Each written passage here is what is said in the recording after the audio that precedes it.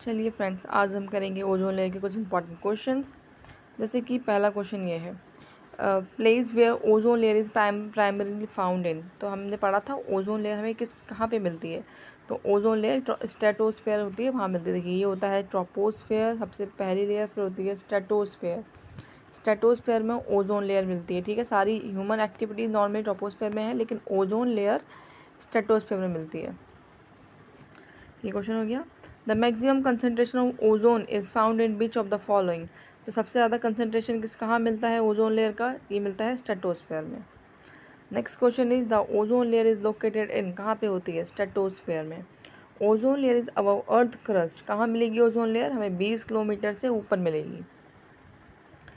Next question, ozone layer found mainly इन। कहाँ मिलती है हमें? स्ट्रेटोस्फेयर में। तो हमने ये डिफरेंट क्वेश्चन से देख लिया कि हमें बस एक ही चीज़ पढ़नी है कि ओजोन लेयर हमें कहाँ मिलती है? स्ट्रेटोस्फेयर में। हमारे पास कुछ और भी क्वेश्चन हैं। What is the lower layer of atmosphere. सबसे पहली लेयर क्या है? मैंने पढ़ाई थी अभी आपको, ट्रोपोस्फेयर। तो ट्रोपोस्फेयर हमारी सबसे पहली लेयर है। Which of the following is not about chlorofluorocarbon. कौन सा सही नहीं है क्लोरोफ्लोरोकार्बन के अलावा? It is use in refrigerator. तो क्लोरोफ्लोरोकार्बन जो एक होती है वो एक ह्यूमन मेड केमिकल है जो कि फ्रीज में यूज़ होता है, और ये not responsible for green house gas. ऐसा नहीं है, ये हमारी क्लोरोफ्लोरोकार्बन हमारे लिए हार्मफुल है। इसकी वजह से क्लोरोफ्लोरो का जो कार्बन है, इसकी वजह से CFL, इसकी वजह से ग्रीन हाउस गैसेस इफेक्ट होता है, ओजोन लेयर डिप्लीशन होता है। तो ये इसमें लिखा है नॉट रिस्पॉन्सिबल, तो ये हमारा गलत हो जाएगा। इसमें बोलते नॉट ट्रू, तो हमारा बी हो जाएगा इसका आंसर। और आगे बढ़ लेते हैं। It is inactive in lower atmosphere. Yes, lower atmosphere ये इनएक्टिव रहती है।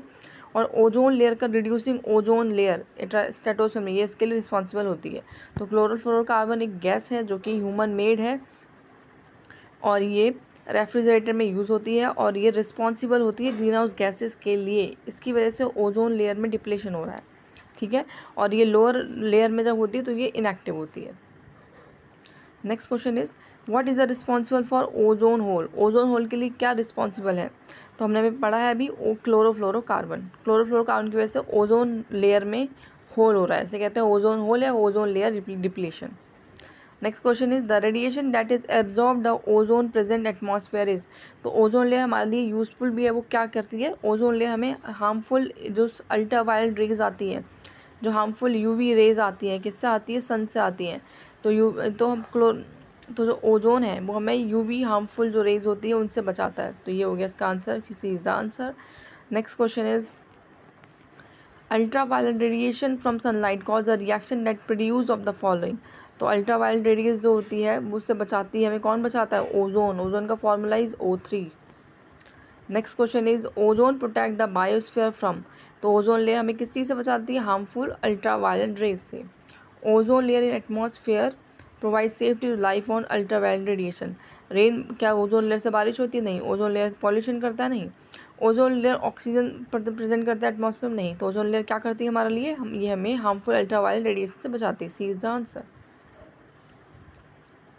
हमारे पास लास्ट 2 क्वेश्चन है। अब ये है, ozone layer is useful humanity because. Ozone layer हमारे लिए क्यों यूजफुल है? ये हम अभी पढ़ चुके हैं क्यों यूजफुल है, क्योंकि ये हमें it supply oxygen to the atmosphere. No.